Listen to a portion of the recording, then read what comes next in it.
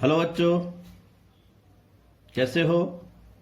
आपने पहले वाली वीडियो देखी, उसमें अपन ने वर्ग और वर्गमूल की जो बेसिक प्रॉपर्टीज है उनको डिस्कस किया था।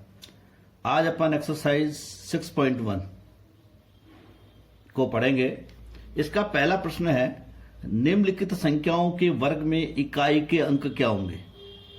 यानी आपको जो संख्या दी गई है उसका वर्ग करना है और अपने को यह बताना है कि उसमें इकाई का अंक क्या होगा। तो बच्चों, मैं आपको ट्रिक बता रहा हूं कि बिना आप मल्टीप्लाई किए 81 को 81 से या 272 को 272 से आप कैसे बता पाएंगे। तो पहला प्रश्न करना है, ठीक है बच्चों। कैसे करना है, जैसे 81, तो 81 में इकाई का अंक देख लीजिए आप। इकाई का अंक बोलो, 81 में इकाई का अंक कितना है बच्चों? 1 है। तो इस एक का क्या कर लीजिए आप, वर्ग कर लीजिए। और एक का वर्ग कितना होता है? 1। यही आपके 81 के वर्ग का भी क्या होगा? इकाई का अंक। इसलिए 81 के वर्ग में इकाई का अंक कितना होगा बच्चों? 1। समझ में आ रहा है? यानी जो संख्या दी गई है उसके इकाई के अंक का वर्ग कर लीजिए और उसके इकाई का अंक जो होगा वही आपका क्या होगा, ये। ठीक है बच्चों। अब अपन इसको देख भी सकते हैं, चेक कर सकते हैं। जैसे 81 को आपने 81 से गुणा किया, ठीक है बच्चों। जब आप इसको मल्टीप्लाई करेंगे तो आपके पास कितना आएगा? ये आएगा। ठीक है बच्चों, आप देख रहे हैं इसमें इकाई का अंक कितना? 1। समझ में आ गया बच्चों? लेकिन अपने को इतना करने की जरूरत नहीं है। ठीक है, इसका प्रश्न क्रमांक 2 देखिए। 272 है, तो 272 में सबसे पहले आप इकाई का अंक देखो। इकाई का अंक कितना है बच्चों? बोलिए, 2 है। इस 2 का आप क्या कर दीजिए? वर्ग कर दीजिए। 2 का वर्ग कितना हो गया? 4। तो यही आपका उत्तर हो गया। ठीक है बच्चों, यही आपका क्या हो गया? उत्तर। तो आप क्या लिख देंगे? 272 में, ठीक है, 272 के वर्ग में इकाई का अंक, ठीक है बच्चों, कितना हो जाएगा? 4। यही आपका क्या हो जाएगा? उत्तर। ठीक है बच्चों, चलिए एक क्वेश्चन नंबर और कर लेते हैं। ठीक है, कितना है ये? 799। तो सबसे पहले 799 का क्या करो? इकाई का अंक देखो। हाँ बच्चों, कितना है इकाई का अंक? 9 है। इस 9 का आप क्या कर लीजिए? वर्ग कर लीजिए। 9 का वर्ग करेंगे तो कितना आएगा? 81। ध्यान रहे, अब आपके पास चूंकि 2 अंकों की संख्या, इसके इकाई का अंक देखना है। इसके इकाई का अंक कितना है? 1। यही आपका क्या है बच्चों? उत्तर। तो आप क्या लिखेंगे? 799 के वर्ग में किसका अंक? इकाई का अंक कितना होगा बच्चों? कितना होगा? 1। यही आपका क्या हो जाएगा बच्चों? उत्तर हो जाएगा। चलिए एक क्वेश्चन और कर लेते हैं। हाँ बच्चों, मैं पुनः बता रहा हूं, 799 में इकाई का अंक कितना है बच्चों? 9। 9 का आप वर्ग कर लें, कितना है? 81। ध्यान रहे, अब ये 2 अंक है बच्चों, इसका भी इकाई का अंक कितना है? 1। यही आपका उत्तर होगा। समझ में आ गया बच्चों? चलिए हम अपने क्वेश्चन और ले लेते हैं। जो क्वेश्चन छूट जाए उन्हें आप करके देखें। इसका 6 नंबर का क्वेश्चन देख लेते हैं बच्चों। ये कितना है? ठीक है बच्चों, इसमें इकाई का अंक कितना है? बोलो, में इकाई का अंक बोलो बच्चों कितना है? आप देख रहे हैं कितना? 7। 7 का वर्ग कर लो, कितना है? 49।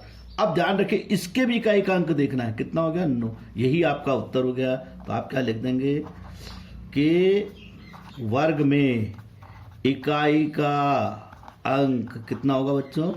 9। यही आपका क्या हो गया? उत्तर। ठीक है बच्चों, अब अपन एक 0 वाला ले लेते हैं, जिसके अंत में क्या आ रही है बच्चों? 0।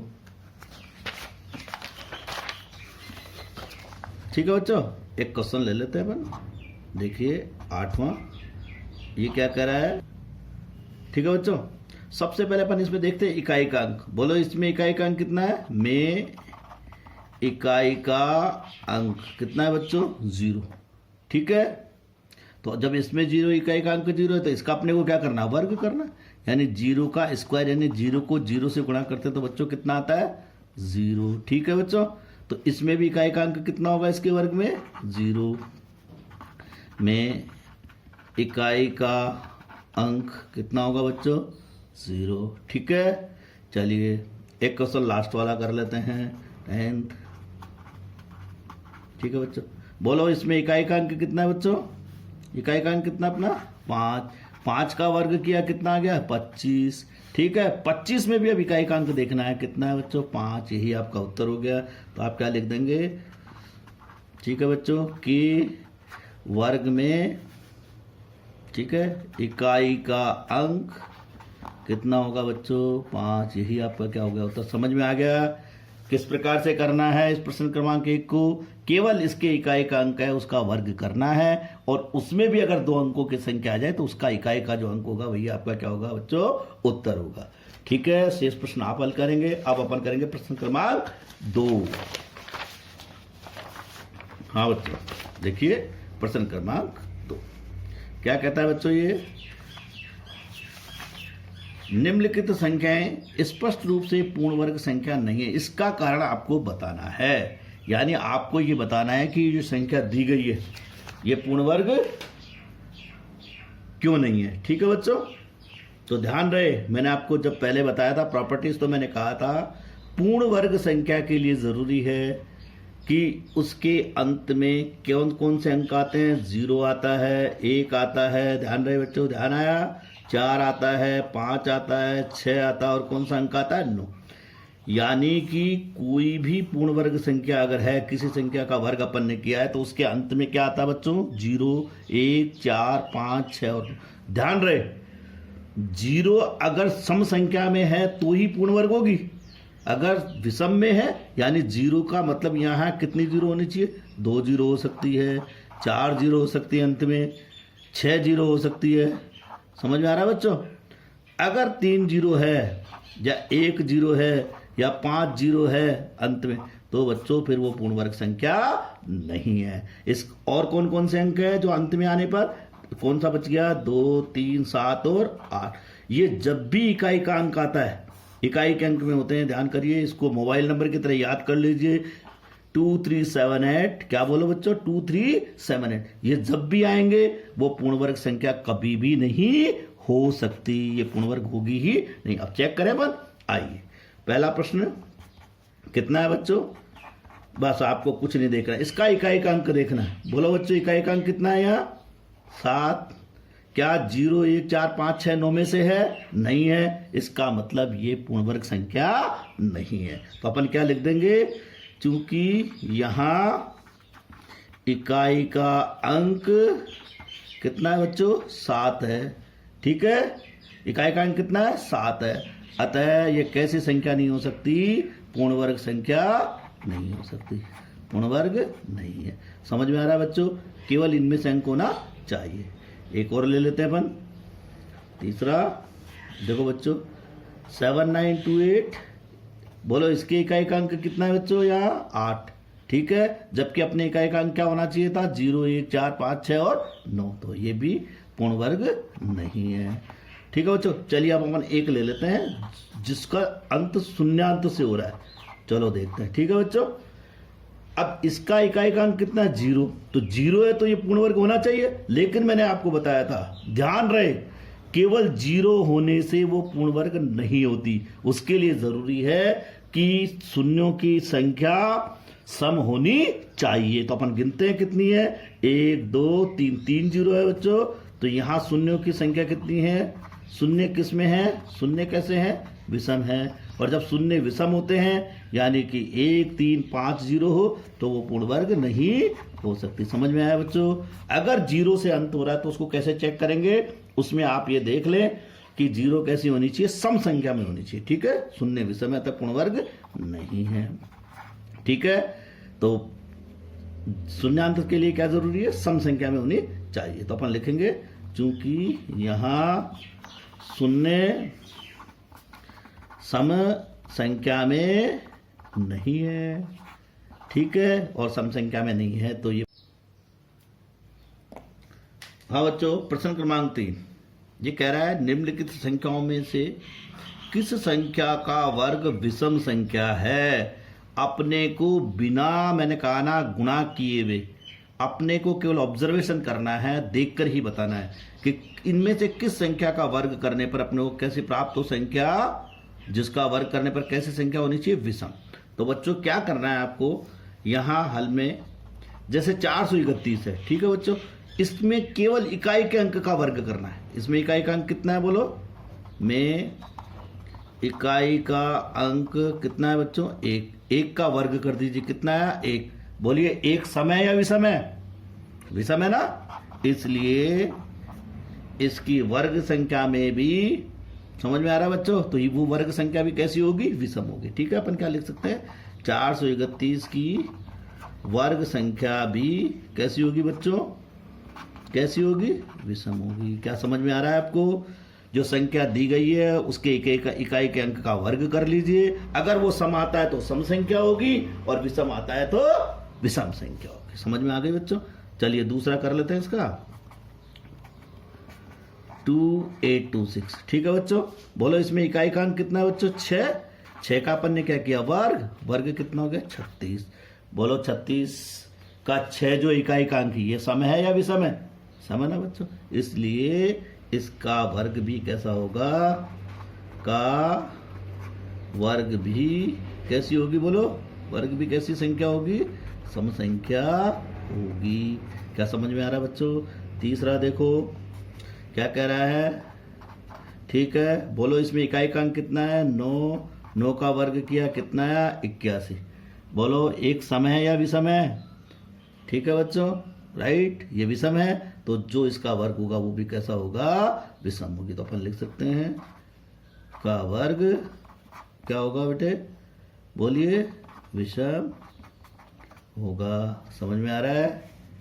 ठीक है, तो इस ये जो क्वेश्चन नंबर 2 था बच्चों, इसमें अपन ने पूछा है किस संख्या का वर्ग विषम होगा, तो ध्यान रहे ये कैसी आ रही है? सम।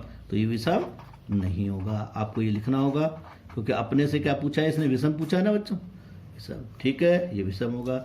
एक लास्ट क्वेश्चन है बच्चों, क्या है देखिए, इसमें इकाई का अंक कितना है बच्चों? 4। 4 का वर्ग किया, कितना है? 16। बोलो सम या विषम? सम। इसका मतलब ये विषम संख्या, इसका वर्ग विषम संख्या नहीं है। तो क्या लिखेंगे अपन कि का वर्ग कैसा नहीं है? विषम संख्या नहीं है। समझ में आ रहा है बच्चों? आ गया क्लियर?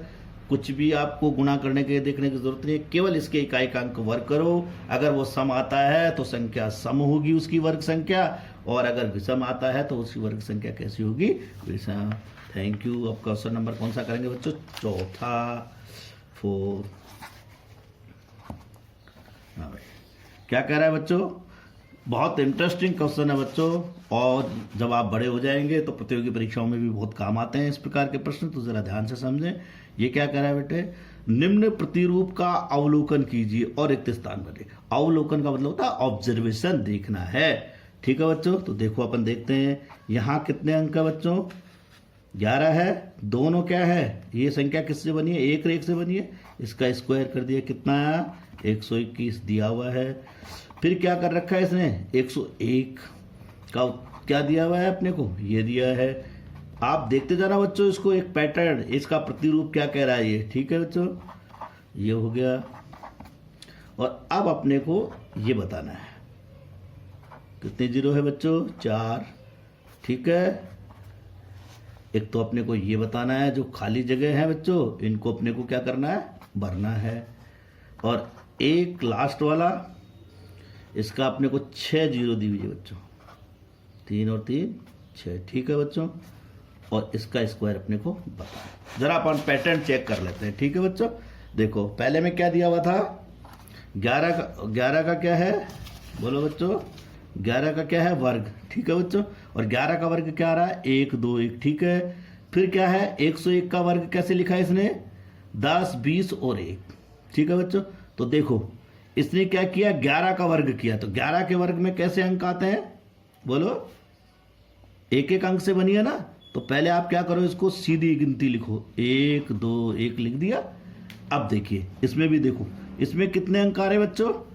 2 ही अंक आ रहे हैं। तो आपको क्या करना है इसके पैटर्न में? केवल 2 अंक है ना, तो ऐसे लिख दीजिए, लिख दिया। और जो जीरो है, जितनी जीरो है, एक बाईं तरफ लगा दीजिए। कहाँ लगा दीजिए? दाईं तरफ। समझ में आ रहा है? अब आपको इसको करना है, तो देखो बच्चों कितने अंक आ रहे हैं? 2 ही अंक है ना, एक एक के। तो मैंने क्या कहा था? 11 का स्क्वायर किसके बराबर होता है? 121 के बराबर। तो लिख लीजिए 1 2 1 लिख लिया बच्चों, यानी 2 अंक है ना, 1 1, तो 1 2 1 लिख लिया। अब कितनी जीरो है? 2 जीरो है ना।